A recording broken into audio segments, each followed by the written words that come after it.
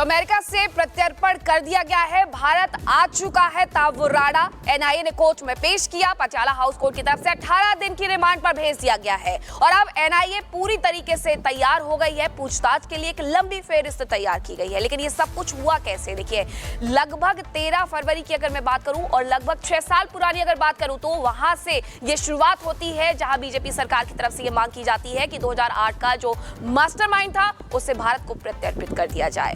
13 फरवरी 2025 को जब प्रधानमंत्री नरेंद्र मोदी व्हाइट हाउस में मौजूद थे तब औपचारिक ऐलान किया जाता है और कल 6:22 पर एनआईए लेकर के आती है भारत और उसके बाद पटियाला हाउस कोर्ट में पेशी होती है। पटियाला हाउस कोर्ट में पेशी होने के बाद यहां पर रिमांड में भेज दिया जाता है। जो तस्वीर सामने आई वो ये बताने के लिए काफी है कि उम्र बढ़ चुकी है लेकिन किस्मत अभी भी काली है। रिपोर्ट आपको दिखाते हैं कि आखिरकार अब आगे क्या होगा।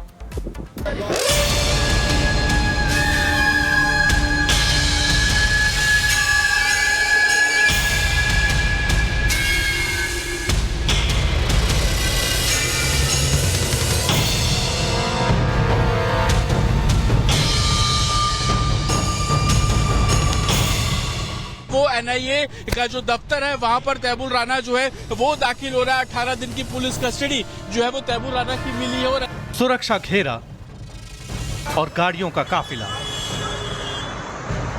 ये तस्वीरें देर रात करीब 2:30 बजे की हैं, जब आतंकी तहव्वुर राणा को पटियाला हाउस कोर्ट से एनआईए हेडक्वार्टर ले जाया जा रहा था।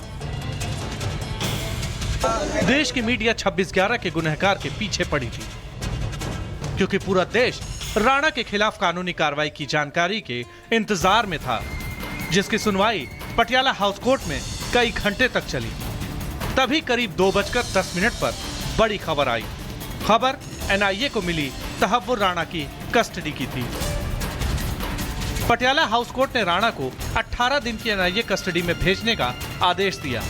जांच एजेंसी ने तहव्वुर राणा की 20 दिन की हिरासत की मांग की थी, लेकिन कोर्ट ने 18 दिन की कस्टडी को ही मंजूर किया।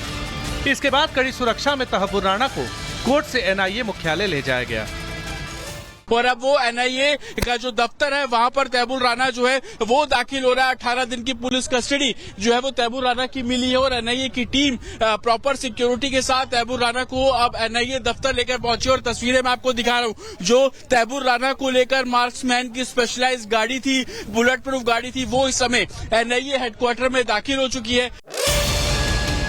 कोर्ट ने यह भी निर्देश दिए कि हिरासत में लेने से पहले और अगली तारीख पर पेश होने से पहले मेडिकल टेस्ट होंगे। बीच में जो भी मेडिकल आवश्यकताएं होंगी उसे पूरा किया जाएगा। साथ ही आने वाले समय में तहव्वुर राणा को फिजिकली कोर्ट में पेश भी किया जाएगा। एनआईए ने 20 दिन की पुलिस कस्टडी मांगी थी। कोर्ट ने 18 दिन की कस्टडी दी है इन्वेस्टिगेशन के लिए और ये डायरेक्ट किया है कि कस्टडी में लेने से पहले और अगली डेट पे प्रोडक्शन से पहले भी कॉम्प्रिहेंसिव मेडिकल टेस्ट होंगे और बीच में जो भी उनकी मेडिकल रिक्वायरमेंट्स हैं उनको ध्यान में रखें। तहव्वुर राणा पाकिस्तान के खिलाफ खुद में एक जिंदा सबूत की तरह है, इसलिए तहव्वुर के लिए मल्टीलेयर सिक्योरिटी का इंतजाम भी किया गया। पालम एयरपोर्ट से पटियाला हाउस कोर्ट और फिर कोर्ट से एनआईए मुख्यालय तक राणा बुलेट प्रूफ गाड़ी में ही लाया गया। ये तस्वीरें आप देख रहे हैं कि जो तहव्वुर राणा को अब यहाँ पर एनआईए हेडक्वार्टर लाया गया। देखिए, सबसे आगे दिल्ली पुलिस की जो ट्रैफिक यूनिट है स्कॉट करती हुई आई है। तमाम सीनियर ऑफिसर्स पीछे गाड़ी में मौजूद है और ये वो मार्क्समैन गाड़ी है। देखिए, इसी के अंदर तहव्वुर राणा है और अब वो एनआईए का जो दफ्तर है वहां पर तहव्वुर राणा जो है वो दाखिल हो रहा है। 18 दिन की पुलिस कस्टडी जो है वो तहव्वुर राणा की मिली है। और मुंबई के ताज होटल की रेकी से लेकर अपने दोस्त और आतंकी डेविड कोलमैन हेडली को मुंबई हमले से पहले एक एक जानकारी मुहैया कराने वाला तहव्वुर राणा अब 18 दिनों तक एनआईए कस्टडी में रहेगा और एनआईए उन तमाम सवालों के जवाब खंगालेगी जिसकी लिस्ट लंबे समय से तैयार है। Bureau report, Republic Bharat. और इसी बीच आपको बता दें कि 26/11 हमलों का मास्टरमाइंड तहव्वुर राणा अब एनआईए के शिकंजे में है। उसको भारत लाने की जो पूरी तैयारी थी और जिस तरीके से भारत उसको लाया गया, वो लड़ाई काफी लंबी रही। अब आपको बताते हैं तहव्वुर राणा को भारत लाने से लेकर एनआईए की रिमांड तक की पूरी टाइमलाइन। तहव्वुर राणा को देखिए, पालम एयरपोर्ट से काफिला है वो यहीं से गुजरेगा। ये काफिला रिपब्लिक भारत पर हम आपको स्क्रीन से दिखा रहे हैं। वो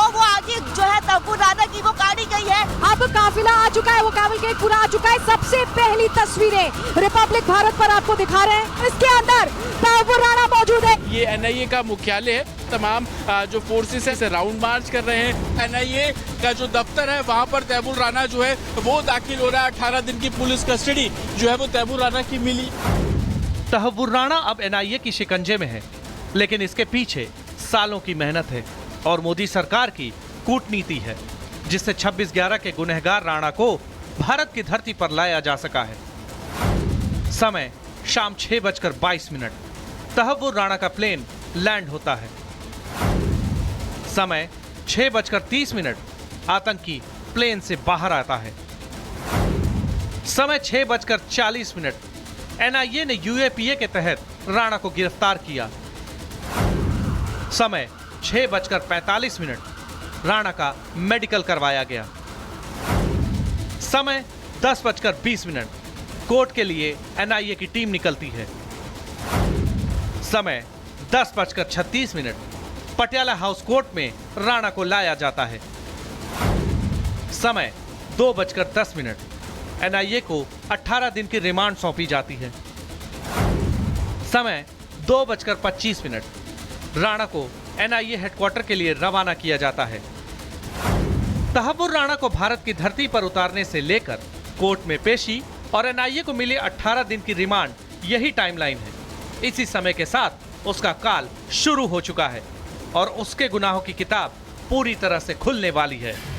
जांच एजेंसी एनआईए और खुफिया एजेंसी रॉ की एक ज्वाइंट टीम बुधवार को राणा को लेकर अमेरिका से रवाना हुई थी। गुरुवार को अमेरिकी गल्फ स्ट्रीम G550 विमान दिल्ली के पालम टेक्निकल एयरपोर्ट पर लैंड हुआ, जहां मेडिकल चेकअप के बाद उसे पटियाला हाउस कोर्ट में पेश किया गया। एनआईए ने इस मामले में 11 नवंबर 2009 को केस दर्ज किया था और अब 17 साल बाद आतंकी तहव्वुर राणा के पापों का हिसाब होगा। अब उन 166 लोगों के साथ इंसाफ होगा जो 2008 में मुंबई में हुए आतंकी हमले में मारे गए थे। अब 18 दिनों तक आतंकी तहव्वुर राणा एनआईए की कस्टडी में होगा। उससे पूछताछ के लिए 4 अफसरों की टीम का गठन किया गया है। 2 आईजी, 1 डीआईजी और 1 एसपी रैंक के अफसर इस टीम में शामिल हैं। पूछताछ के अलावा टीम मुकदमे से जुड़े दूसरे लोगों के साथ भी कोऑर्डिनेट करेगी। केंद्र सरकार ने इससे जुड़े मुकदमे के लिए सरकारी वकील नियुक्त कर दिया है। तहव्वुर राणा के बाद अमेरिकी जेल में कैद डेविड हेडली के प्रत्यर्पण की मांग भी तेज हो चुकी है। मतलब साफ है, भारत के खिलाफ दहशत फैलाने वाला कोई भी आतंकी बख्शा नहीं जाएगा। आगे क्या होगा इसका सबको इंतजार है, लेकिन इतना तो तय है कि 64 साल के बाद तहव्वुर राणा की जिंदगी घट गई है। उसके गुनाहों का हिसाब तो तय है। Bureau report, Republic Bharat. तो आतंकी तहव्वुर राणा शिकंजे में आ चुका है। जहां एक तरफ बीजेपी है जो कि इसे मोदी सरकार की कूटनीतिक जीत बता रही है, तो दूसरी तरफ कांग्रेस की बौखलाहट भी साफ देखने को मिल रही है। और कन्हैया कुमार के बयान से तो यही लग रहा है। क्या कहा है कन्हैया कुमार ने, आपको सुनवाते हैं। तहव्वुर राणा का जो एक्सट्रेडिशन है, इसका जो प्रत्यर्पण है, यह कोई आम एक्सट्रेडिशन या आम प्रत्यर्पण नहीं है। यह नए भारत के संकल्प का प्रतिबिंब है, जिसे 2019 में प्रधानमंत्री नरेंद्र मोदी जी ने परिभाषित करते हुए कहा था कि अगर कोई भारत की एकता, अखंडता, सुरक्षा, अस्मिता या किसी भी निर्दोष भारतवासी पर हमला करेगा और ऐसी जुर्रत करेगा, तो भारत, नया भारत, ऐसे आतंकी को चाहे पाताल से ही क्यों नहीं, खोज कर न्याय के पथ पर लाने का काम करेगा और इंसाफ की दहलीज पर पहुंचाने का काम करेगा। यह आज का प्रत्यर्पण केवल एक प्रत्यर्पण नहीं है, बल्कि यह संकल्प है, यह भारत का और नए भारत का संकल्प है कि आतंकी हमले होने पर हम मौन और मूक दर्शक बने नहीं रहेंगे, बल्कि हम मुंह तोड़ जवाब घर में घुसकर देंगे। किसको लाया गया है? 26/11 के जो टेरर अटैक के। अच्छा, मुझे आप पूछे तो हमको लगा कि 15 लाख रुपया खाते में आ गया। आप इसकी बात कर रहे हैं। कमाल है, लेकिन नहीं। आतंकवाद पे क्या किया है बीजेपी ने आतंकवाद पे, मुझे बताइए तो क्या किया है? सब कुछ को जो है एक भावनात्मक मुद्दा बना करके, इंसान को आपस में लड़ा करके, देश का जो है ध्यान भटका करके देश की संपत्ति लूटी जा रही है। मेरा सिंपल सवाल है, इकोनॉमी अगर 5 ट्रिलियन की हो गई, 5 ट्रिलियन की, तो कौन 80 करोड़ लोग हैं जो 5 किलो अनाज लेकर के जी रहे हैं?